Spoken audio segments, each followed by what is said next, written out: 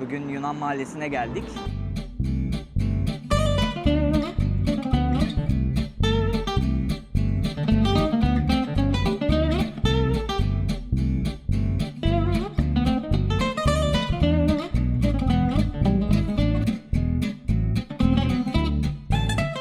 Arkadaşlar merhaba. Merhaba arkadaşlar, hoş geldiniz. Toronto gezimizin ikinci videosuyla karşınızdayız. Evet, bugün Yunan Mahallesi'ne geldik. Şu an Yunan Mahallesi'nin tam olarak girişindeyiz. Size biraz Yunan Mahallesi'ni gösterip biraz da bura hakkında bilgiler vereceğiz. Şu anda Danforth Caddesi'ndeyiz. Yani Yunan Mahallesi diye bilinen cadde. Danforth Caddesi yani çok yeni bir cadde aslında, pek bir tarihi yok ama şöyle oluşmuş burası. Birinci Dünya Savaşı'ndan sonra Yunan göçmenler bu mahalleye yerleşiyor, bu civara yerleşiyorlar. İşte burada Yunan restoranları açıyorlar. Yunan restoranları sayesinde burası biraz daha böyle ilgi odağı oluyor. Hani Yunan mutfağını sevenlerin vesaire geldiği bir yere dönüşüyor. Daha sonrasında buradaki çoğu sokağın galiba mimarı olan Amerikalı bir kişi var. Soyadı Danforth, zaten kendi soyadıyla anılıyor bu caddede. O kişi buraya Yunan Mahallesi olarak isim veriyor ve Greek Town olarak yani şu anki adıyla bilinmeye başlanıyor. Yani sebebi Birinci Dünya Savaşı sonrası gelen Yunan göçmenlerin burayı oluşturması, yani doğal olarak oluşmuş bir mahalle. Hani devletin yer gösterip burası Yunan Mahallesi dediği bir şey değil, kendi kendine oluşmuş. Yani ilk geldiğimizde yazın gelmiştik.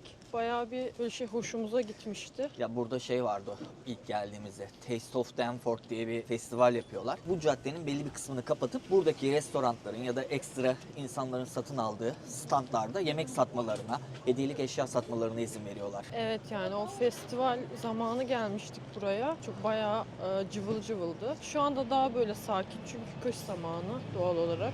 Ya burayı sevmemizin bir diğer yanı da biraz böyle Avrupa esirtileri var. Çok az. Çok değil ama çok az. Yine de insan bir hoş oluyor. Evet, böyle şey Yunanlarla biraz kültürel açıdan da benzeştiğimiz için hani hal, tavır, hareket vesaire benzediğimiz için daha böyle hoşumuza gidiyor tabii, böyle Akdeniz kültürü insanların olduğu yerlerde gezmek, onların restoranına girmek vesaire. Bu arada Çorap bence dükkanı.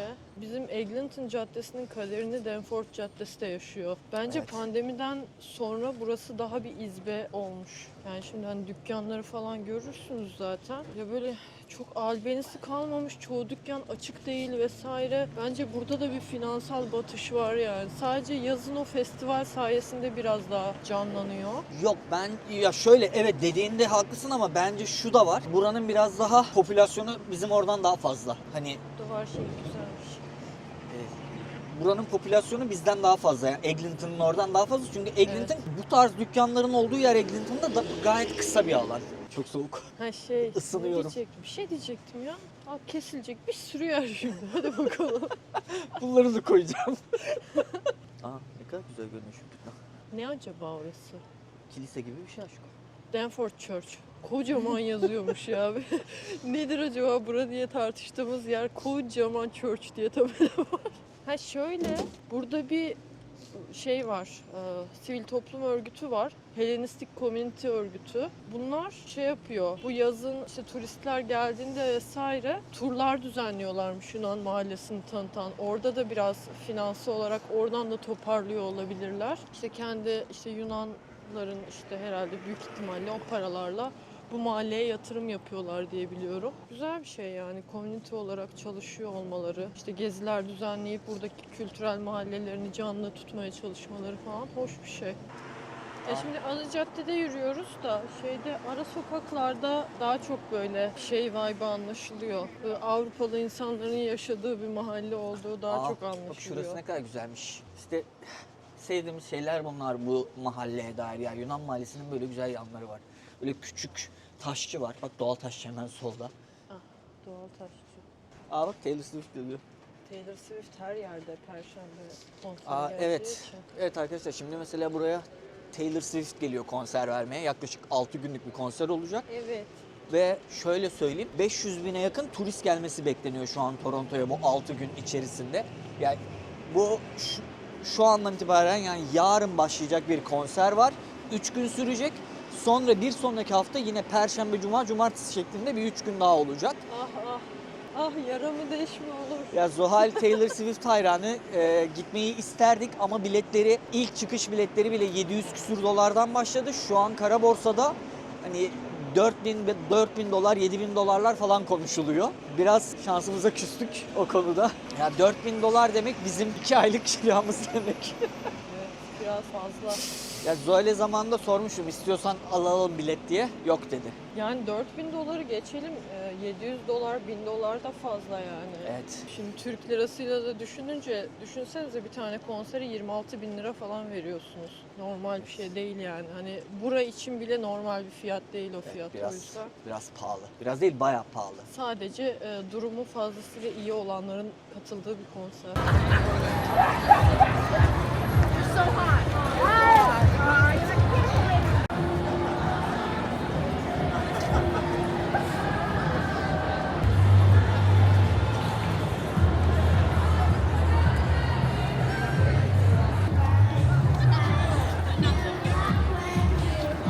Çok fazla parlak insan.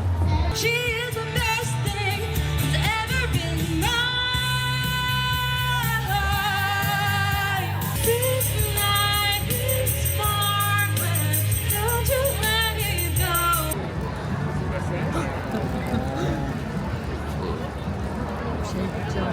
Kaç kişi var görünüyor mu? Çok kişi var galiba ve 685 dolar kullanmışlar. Ne? 685 dolar. Nerede yazıyor? Nerede yazıyor? Altta. Hangisinin altında? Kırmızının mı? Aa. Bak Yunan restoranı. Yunan mahallesinde Yunan restoranı. Tabii ki de Yunan restoranı. Bir de Yunan restoranı. Ne olmasını bekliyorduk? Ben geçen bir şey öğrendim. Konuya hızlı giriş. Bu arada sırada böyle bir yerlerden geçerken devasa aslan heykeli görüyoruz ya. Evet. Evlerin önüne koyuyorlar genelde. Biz de sanıyorduk böyle hani çok zengin aileler evlerin önüne heykel yaptırmış. Aslan heykeli Zevkine koymuşlar. aslan heykeli yaptırmış falan diye düşünüyorduk. Sonra şimdi hepsi aslan olunca bir saçma olmaya başladı. Neden aslan yani neden başka bir heykel değil? Şöyleymiş arkadaşlar. Burada yani Toronto'da aynı yani her ülkenin böyle bilinen şehrinin kaderi yaşanıyor. Ev almak çok zor bir şey burada da. Yani nasıl anlatayım? 1 milyon dolardan 1 falan milyon başlıyor. dolardan bahsediyoruz. Orta düzey bir işte çalışan bir insanın da alamayacağı bir fiyattan bahsediyoruz. Bunları zaten buradaki ev alma sistemi genelde mortgage'lı ev alıyorlar krediyle ve onların da taksitleri şimdi 1 milyon dolar olunca inanılmaz yüksek taksitler çıkıyor. Aylık ne kadardı konuşulan? Ya çok İşte fazla genelde böyle 6000 dolar falan. 6.000 dolardan başlıyor. 5000 yani Hani- 4000 6000 dolar gibi bir rakamlar. Hani en böyle dandik ev ondan başlıyor ve o da hani normal bir maaş değil yani ödenebilecek bir para değil.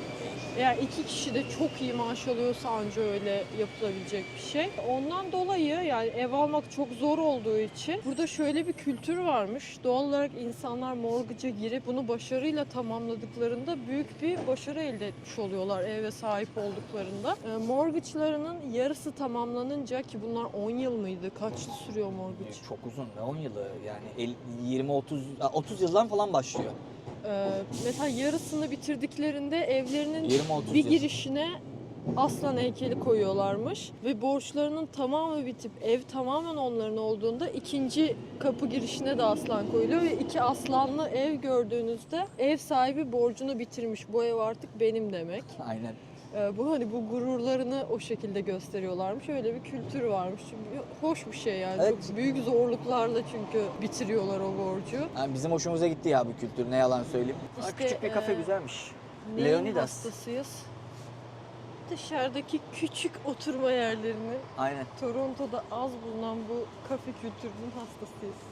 Kafenin adı da Leonidas'tı. Yani hoşuma gidiyor ya. Leonidas, evet arkadaşlar 300 Sparta'dan hepimiz hatırlarız. Leonidas. Yok ben izlemedim. Nasıl ya? İzlemedim. Ya yalan söyleme izlemişsindir. Kesin Gerçekten izlemişsindir. izlemedim. Yok inanmam. Arkadaşlar akşam böyle 300 Sparta izlettireceğim.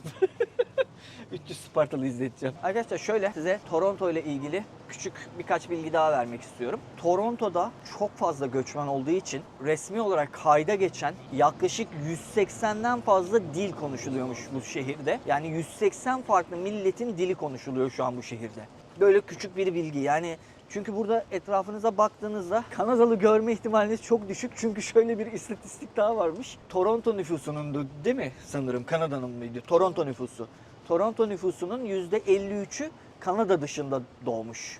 Yani o yüzden hani burada 180'den fazla dil konuşulması çok normal geliyor bana. Sen bir şey demek istemez misin? Yok. Tamam. Yavaş yavaş Christmas süsleri de çıkmış. Evet, şimdi yılbaşına yaklaştığımız için yılbaşı süsleri de çıktı. Buy 3 get the F word free yazıyordu.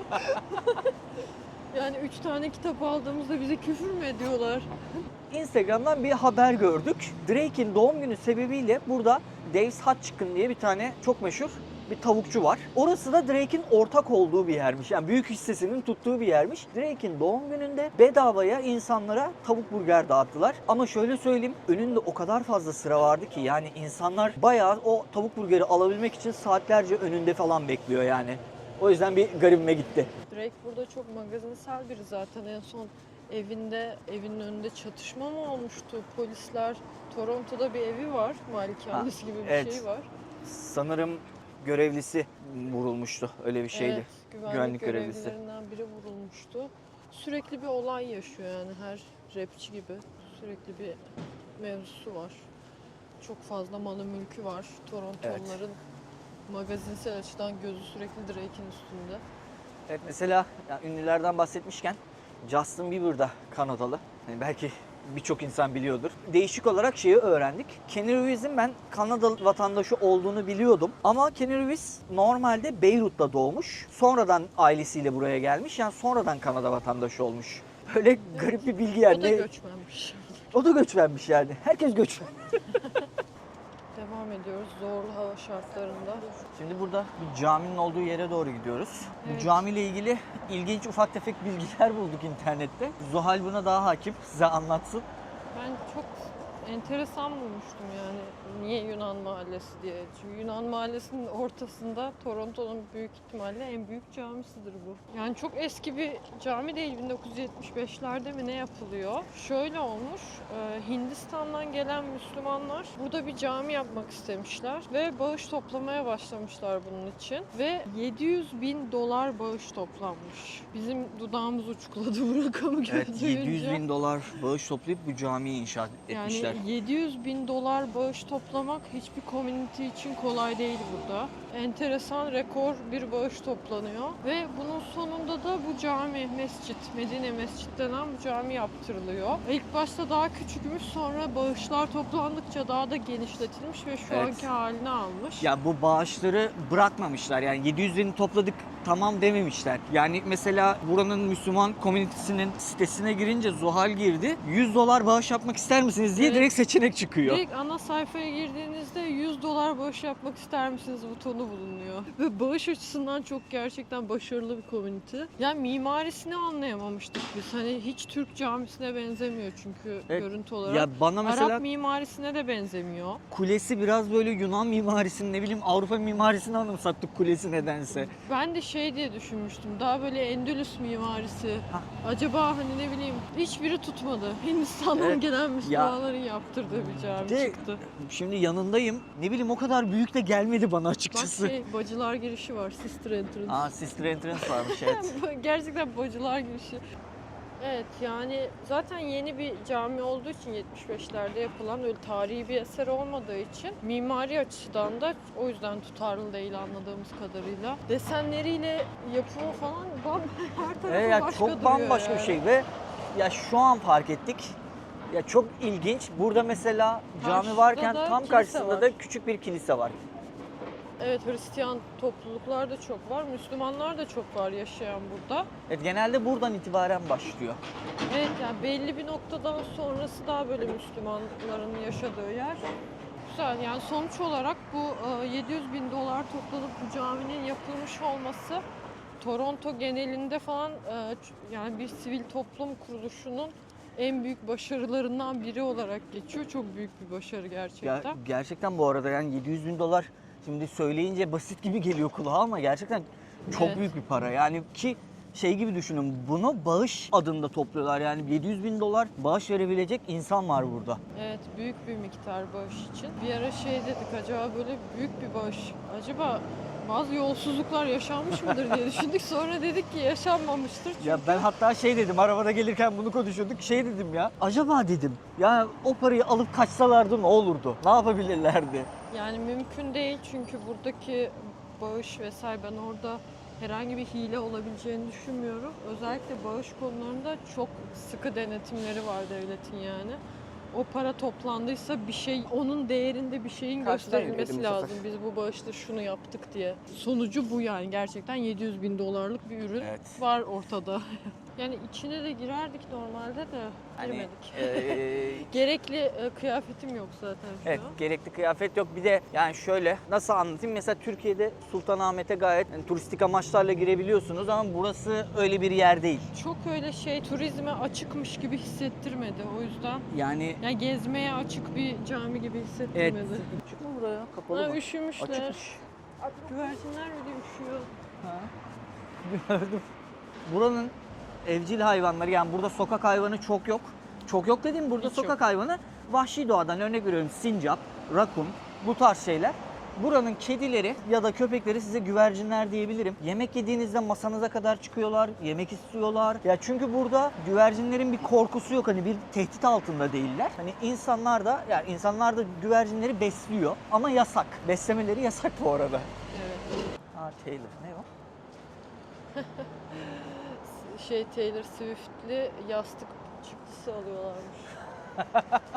Ya şu an dediğimiz gibi burada Taylor Swift konseri olacağı Taylor için Swift çılgınlığı. her yer Taylor Swift. Ya ben radyoda Taylor Swift dinliyorum tüm gün boyunca. Açıyorum radyoyu, tüm gün Taylor Swift dinletiyorlar. Gerçek mi bilmiyorum ama İstanbul'a gelecek. Evet, 2025'te Stadyum İstanbul'a gelecek konseri diye bir için şey var. 2025 İstanbul ayağı olacak diye bir durum var. Hatta bir ara organizatörler açıklama falan yaptı gerçek diye. Bayağı Eras Tur'dan direkt, kendi sayfalarından direkt açıklama Ya yapıldı umarım diye olur biliyorum. ama tek merak ettiğim şey bilet fiyatları olacak şu an. Yani 20-30 binden başlar herhalde. Yani İstanbul'a nasıl bir bilet fiyatı uygulayacaklar? Buradaki Torontoluları bile ağlattılar yani bu bilet fiyatıyla. Evet. Ki Amerikalılar geldi yine. Konserin biletlerinin çoğu yine Amerikalılara satıldı. Yani Türkiye'de de büyük ihtimal Avrupalılar gelecek. Türkiye'de de büyük ihtimal Arap, Dubai, İran Avrupa. ve Avrupalılara Yani satılacak Yunanlar bir mesela konser. gelir. Yani büyük ihtimal yine Tabii. Türkiye'de Türkler hariç herkese yapılan bir eğlence olur. Niye Fox TV'yim ben bugün ya? Bugün o kadar Fox TV'ye uyandım ki. Vallahi bugün bir Zuhal Portakal oldum ben. Ben genel olarak Onur Portakal gibi. Büyük ihtimal sınıf kini yüklendi sabah uyandığımda. Yani 12 yaşındaki çocukların çete elemanıymış gibi davranması. Halbuki o kadar eminim ki alakaları Ya sıkıntı burası olsa, gerçekten Amerika'da olsak, New York'ta olsak derim ki evet bu çocuk çete üyesi. Ama Toronto öyle bir yer değil. Hani Yani buranın da Değil. gençleri galiba Amerika gençlerine özeniyor biraz. evet. Onlar gibi davranmaya çalışıyor ama tutmuyor yani. Çok belli, hani eve gidip annesi tarafından azar yiyeceği çok belli tipinden. Yani belki işte bazı zararlı duman ürünlerinden kullanmış olabilir. Sanmıyorum.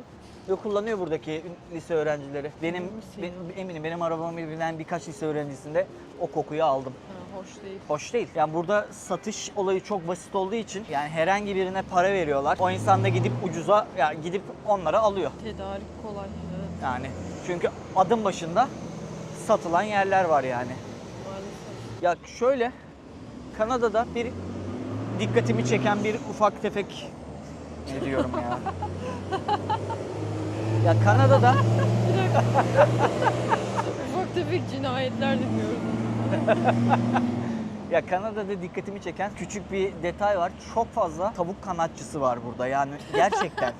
Hiç bu kadar saçma bir çıkarım yapacağını beklemiyordum. Gerçekten ama çok fazla tavuk kanadı satan yer var. Yani mesela biraz önce yanından geçtik. The Wing Stop diye bir yer var. Dave's Hot Chicken, bahsettiğimiz Drake'in ortak olduğu yerlerden. Onun haricinde Barbecue Chicken diye bir yer var Korelilerin. Ben sana hemen sebebini açıklayabilirim. bunu. Asya nüfusu tükettiği Hayır. için mi?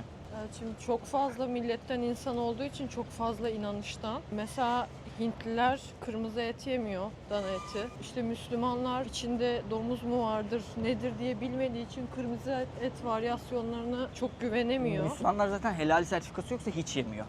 Yani tüm bunları topladığımızda ortaya herkesin, tüm milletlerin Gerçekçisi. yiyebileceği tek bir et kalıyor. Tavuk. Evet. Hiç kimsenin ne Asyalısı ne hepsi yer yani tavuk. O yüzden herkes garanti olmak için tavukçu açıyor galiba. Saçma bir çıkarım yaptım. Koy baba. Yo, bence güzel, koyacağım.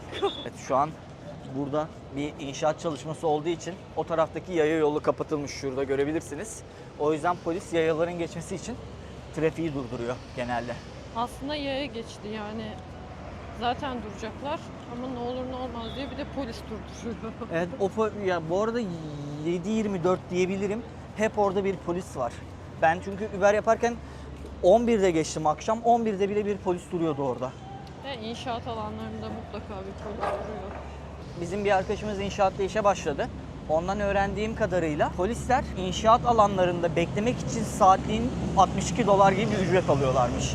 Ya çok fazla bir ücret bu. Yani bana fazla geldi. Yani ben de polis olsam ben de inşaat alanında beklemek isterim. $62 az bir para değil. Ya biz şeyi aradık da burada Welcome to Greek Town diye bir tabela vardı. O tabelaları kaldırmışlar galiba. Artık yok. O tabelayı aradık bayağı bir. Hoş olmadı. Arkadaşlar şimdi burada birinde Blue Jays şapkası gördüm. Bir kamerayı çıkarıp çekmek istedim. Şöyle Kanada'da birkaç tane çok meşhur takım var. Bunlar Amerika Ligi'nde oynuyor. Örnek veriyorum Blue Jays beyzbol takımı ve Amerika Ligi'nde oynuyor. Ve inanılmaz burada insanlar Blue Jays fanı. Yani haftanın 3 günü falan beyzbol maçı oluyor ve her defasında da tıklım tıklım doluyor bu statlar. İnsanlar sürekli maça gidiyor. Onun haricinde futbol liginde birkaç takımları daha var. Futbol liginde ama buradaki en meşhuru Toronto FC. Burada bu arada Amerika kıtasında futbol ligine Soccer League diyorlar. Yani futbol demiyorlar çünkü futbol ligi burada Amerikan futbolu olarak geçiyor. Şimdi futbol liginde de Toronto FC var ama çok uzun zamandır şampiyon olamadılar galiba. Hatta geçenlerde Messi'nin oynadığı takımla maçları da vardı. Ya Messi'nin takımı herhalde şu an lider diye hatırlıyorum. Tam kontrol etmedim. İnsanlar sürekli bu etkinliklere gidiyor. Yani her defasında. Onun haricinde mesela NBA'de Toronto Raptors var. Toronto Raptors sadece bir kere şampiyon olabilmiş diye hatırlıyorum. O da 2019'daydı galiba. Onun haricinde buz hokeyi zaten bu kıtanın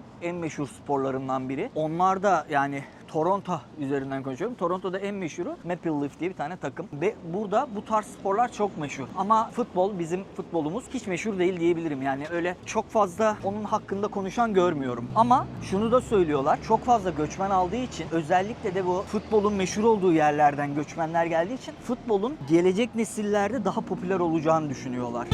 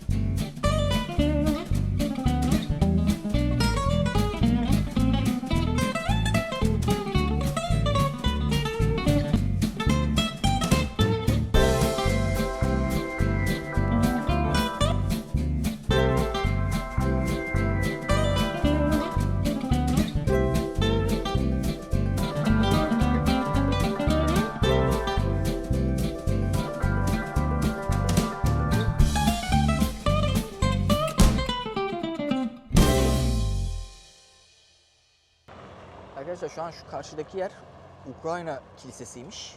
Orayı da bir çekelim dedik. Şimdi buranın Toronto'nun çok meşhur yerlerinden bir yere geldik. Yani burası akşam saatlerinde genelde gün batımının izlendiği bir yer. Evet. İnsanlar buraya gelip gün batımını izliyor. Onun haricinde de kışın kar yağdığında burası, bu yokuş gördüğünüz gibi donuyor. İnsanlar kızaklarıyla buradan aşağı kadar kayıyor. İnanılmaz eğlenceli oluyor. Eğer bu kış kar yağarsa, geçen kış o kadar iyi yağmadı çünkü. Bu kış kar yağarsa bir buraya gelip video çekmek istiyorum. Evet, Bir şöyle tane kızak alırım. Gerekirse bir tane poşet, yemek tepsisi. yemek tepsisi. Yemek tepsisiyle kayarız buradan. Bu arada tepsiyle kayan var gerçekten. Tepsi, ya videolar görmüştüm ben, tepsiyle falan kayıyor insanlar. Kızak dediğimiz şey de zaten bu Dollarama denilen bir market var burada. 1 milyoncu diye geçiyor burada. Plastik şey ya. Plastik bir dandik şey kızak. satıyorlar ucuza yani. Ama buradan aşağı kaymak çok eğlenceli olur. Ama burası gün batımında gerçekten tüm Toronto'yu görebiliyoruz çünkü buradan. Evet, ışıl İleride ışıl oluyor. CN Tower var en uzun olan. Gün batımında gerçekten çok güzel görünüyor. Evet, ışıl ışıl oluyor burası. Yani hatta bir tane fotoğraf çekmiştim ben zamanında, Zoel'in fotoğrafını. Onu Onu da koyarım burada. ekleriz. Ekleyebilirsem, Ama bulursam. bugün zaten hava çok kapalı olduğu için gün batımı o kadar güzel görünmez. Yazın insanlar böyle bayağı piknik örtülerini alıp buraya bu yamaca serilip saatlerce oturup gün batımını seyrediyorlar. Çok güzel Evet, oluyor. biz de Türkiye'ye dönen arkadaşlarımız da buraya gelip oturup böyle bayağı saatlerce sohbet muhabbet etmiştik. Son bir Gerçekten kez- güzel oluyor. Son bir kez Toronto'yu görün demiştik. Buradan Çağatay, Uğur size selam Selamlar. olsun. Arkadaşlar videonun sonuna geldik. Bu videomuzda Yunan mahallesini gezdik. Benim favorim olduğunu söylemiştim ama meğer sadece yaz mevsiminde benim favorimmiş. Kışın Evet. biraz daha böyle izole bir yönünü görmüş oldunuz. Yazın tekrar çekersek o cıvıl cıvıl halinde göstermiş oluruz. Ama yine de hani güzel bir mahalle. Buranın Evet. çok bilinen değişik bir mahallesi. Teşekkür ederiz izlediğiniz için. Evet, bizi izlediğiniz için teşekkürler. Eğer videoyu beğendiyseniz beğenmeyi ve abone olmayı unutmayın. Toronto gezimizin 3. videosu için beklemede kalın. Teşekkürler. Kendinize iyi bakın.